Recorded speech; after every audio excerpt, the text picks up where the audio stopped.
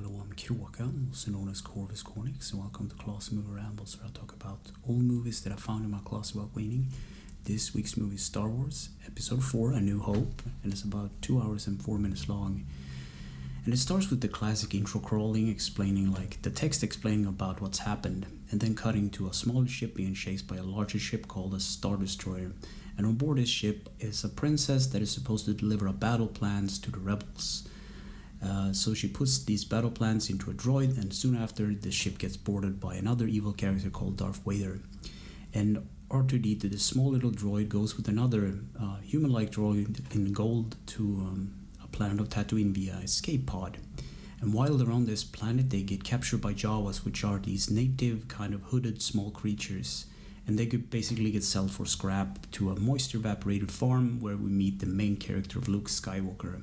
Meanwhile, this is happening. The Empire, the evil Empire, is looking for these droids because they contain the one weakness to their evil planet-destroying space station, which is called the Death Star, which is a brilliant name, in my opinion. So the next day, Luke cleans the droids up, or I should say the same night, he cleans the droids up and he removes one of the straining bolts. And right before this moment, he gets the short message that is kind of like shortened. This message from Princess Leia talking about a character called Obi-Wan Kenobi. And it kind of gets played up in a plot a bit on. But the next morning when he's about to pick up the droids, he has basically gone missing. I guess it was throughout the night actually. So the next morning when the sun is up, he goes to look for the droid with C-3PO as well. But they find him in like a canyon, and then he gets attacked by Sand people, which are this other kind of native kind of alien race or group to this planet. And then they get saved by Ben Kenobi, or Obi-Wan Kenobi, as we all know at this point. If you ever seen a Star Wars movie, you know who Obi-Wan Kenobi is. So Obi takes Luke and the droids to his hermit kind of shack, where he explains a bit about the Force and Luke's father, and he also gives Luke his father's lightsaber. So then R2-D2 plays the entire message for Obi-Wan Kenobi, so he knows about the plans of the Death Star and everything, and now they need to go to Alderaan to warn the rebels. But Luke can't go because he was arguing with his uncle Owen earlier about leaving because he actually wanted to, but there was another season or something. So meanwhile this is happening, the Empire kills off the Jawas that sold the droids to the moisture evaporator farmers, Owen and Aunt Beru. So Luke goes to check it out, and his uncle and aunt are now dead, so he has nothing to lose. So he agrees to train in the Force and go to Alderaan and learn, become a rebel, I guess. And meanwhile this is happening, they need to go to a spaceport to get a spaceship to Alderaan, of course, because they don't have their own ship. So they go down to Mos Eisley into a cantina with some shady looking aliens, and I love this scene because it's like the original had puppets that were like all that, but the newer iterations of the movie kind of destroyed it by making it all CG. But it was kind of charming having like Kermit the Frog kind of like characters sitting at a bar trying to drink some booze or whatever. But anyway, they find this smuggler called Han Solo, I should say, and this furry Wookiee called Chewbacca, and they agree to take him on a Falcon for a hefty price. So so the Empire are on their heels, trying to find them at this point, find the droids, find the ones who bought them in the first place. But before they have to leave, Han Solo has to deal with this evil crime lord called Jabba the Hutt, which is this slug.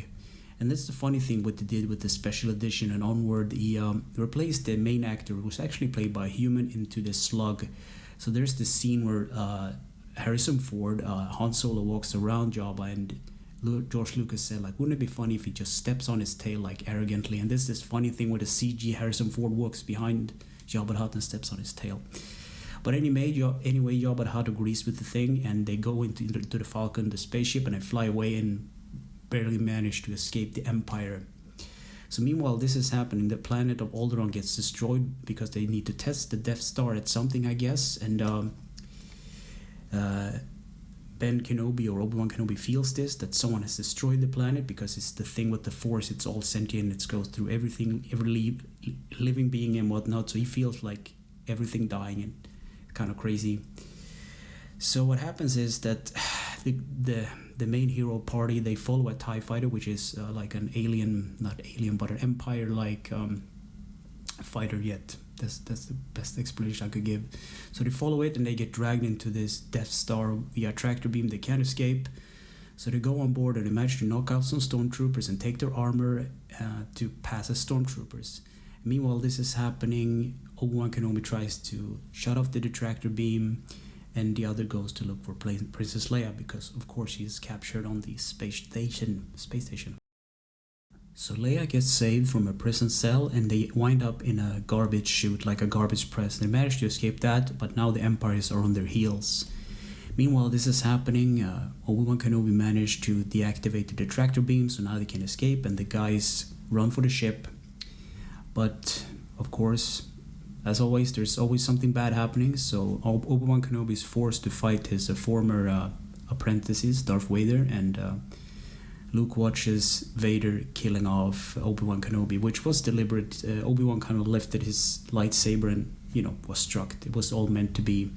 And then they escape on the Falcon, and there's this dogfight where they shoot down a bunch of TIE fighters, and eventually they go to the rebel base of Yavin, or Yavin 4, I think, where they go through the plans. Then the rebels decide to go for a direct attack for their weakness.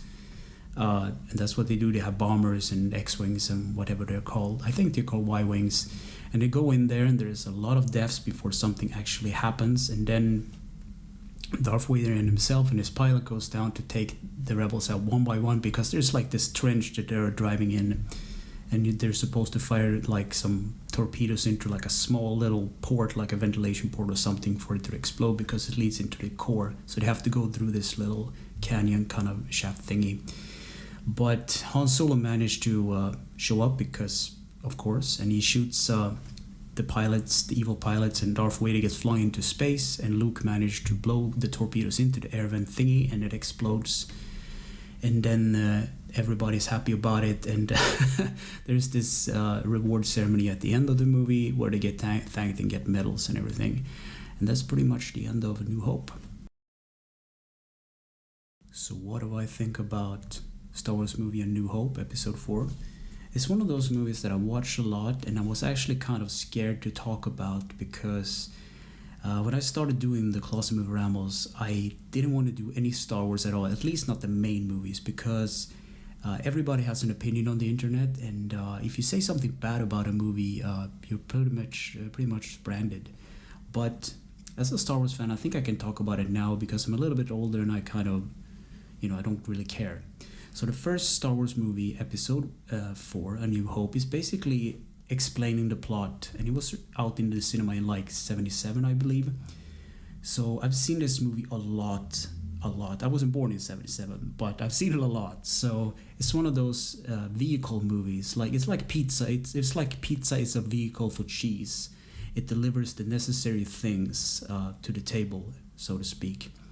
And I like the second movie, The Empire Strikes Back. It's a much better movie, but you need to have that first movie to establish the universe and the characters and the good and bad guys. And it's not a bad movie, it's just that I've seen it so many times that I'm just so tired of it. I remember me and my brother, we got this special edition on VHS for a Christmas. I believe our father gave it to us. And we watched it so many times that the VHSs, they kind of have this grain, and the grain kept on getting worse and worse, and until like some part of it was unwatchable, because we watched it like every day after school and whatnot. I'm getting a little sidetracked here, but I don't really recommend this movie. Maybe if you're new to Star Wars, you should start with Episode 4. Maybe that's a good thing. Yeah. So anyway, thanks for listening and or watching, and take care.